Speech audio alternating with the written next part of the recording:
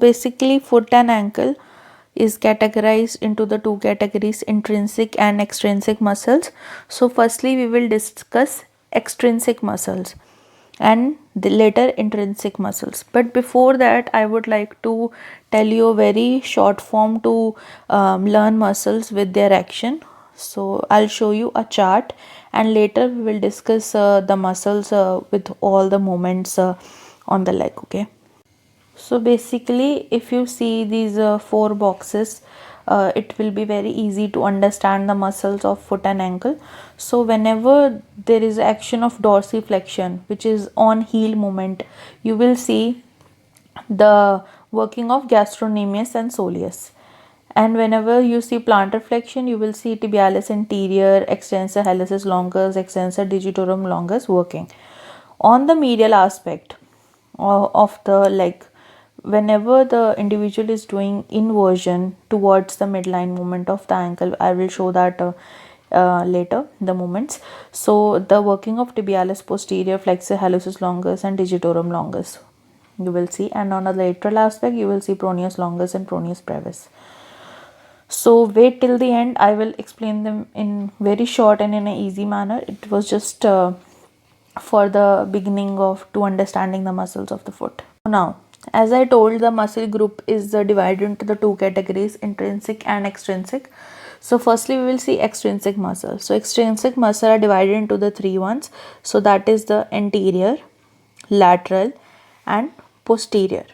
Okay, so with the interior muscles, so that is very simple. So interior muscles, whenever we do dorsiflexion of the foot, the contraction of anterior muscles occur. So which muscles are working are tibialis anterior, extensor digitorum longus for these digits, extensor hallucis longus for this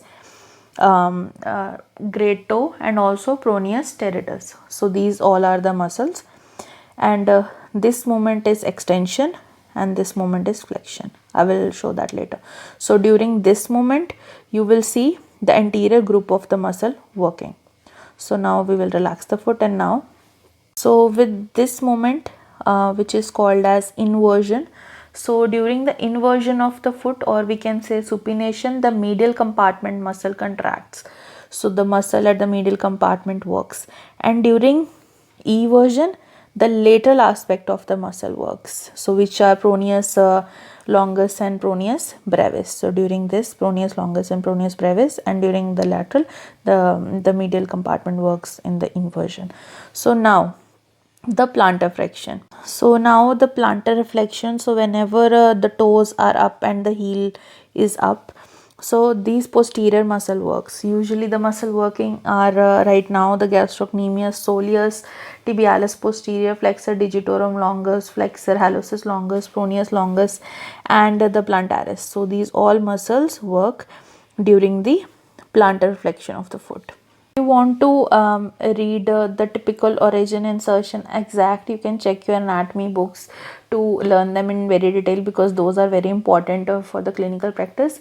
I cannot show all the origin and insertion because that need a proper exoskeleton, and I don't have that at my home. So yeah, so I did my best effort to explain this muscle to you guys. So that's it about the foot and ankle muscles.